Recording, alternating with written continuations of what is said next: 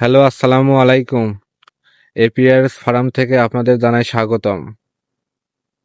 শীতকালে ব্রয়লার মুরগি বাসায় পালন করা অনেক টাফ। তার প্রমাণ আমরা নিজেরা। আমাদের দেখছেন মাছা সিস্টেম করা ফার্ম। এখানে 500 মুরগি আছে। মাছাতে এই প্রথম মুরগি তুলেছি আমরা।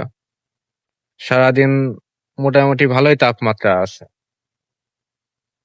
যার কারণে মুরগিগুলো চারিদিকে দেখেন ছড়াই ছিটাই আছে, খেলাধুলা করছে। কিন্তু রাত হলে একদম অবস্থা খারাপ হয়ে যায়। কে কার গায়ের উপরে উঠে থাকবে ওইটার প্রতিযোগিতা লেগে যায়। তারপরও আলহামদুলিল্লাহ আমাদের মুরগিগুলো মোটামুটি অনেক সুস্থ আছে, ওজনও পারফেক্ট আছে। আজকে 16 দিন চলছে। আর এই যে দেখতে পাচ্ছেন এই পাশে তুষ, এই তুষগুলো আমরা প্রতিদিন রাতে ব্যবহার করি এবং সকালবেলা হলে এগুলো বের করে রোদের উপরে শুকাইতে দিই। আবার সন্ধ্যা হলে এগুলো ফার্মে ঢোকাই দিয়ে মুরগিগুলো টুসের উপর রেখে দিই।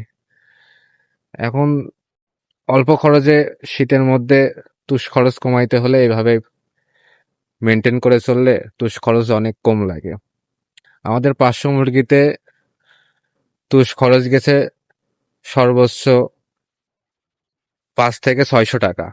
এইভাবে করে আমরা প্রতিদিন তুষের উপরে রাতটুকু রাখি, সকালবেলা হলে আবার তুষ রোদের উপরে দিয়ে দিই। এইভাবে কন্ট্রোল করবেন, মাথার উপরেও মুরগি পালন করা শীতকালেও সহজ হয়ে যাবে।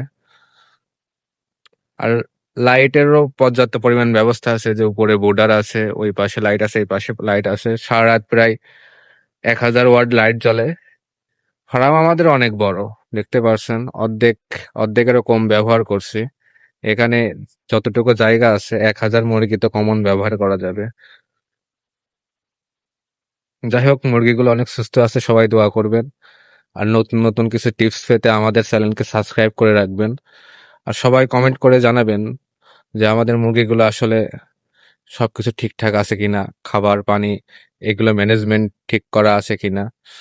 সবাই একটু জানাবেন।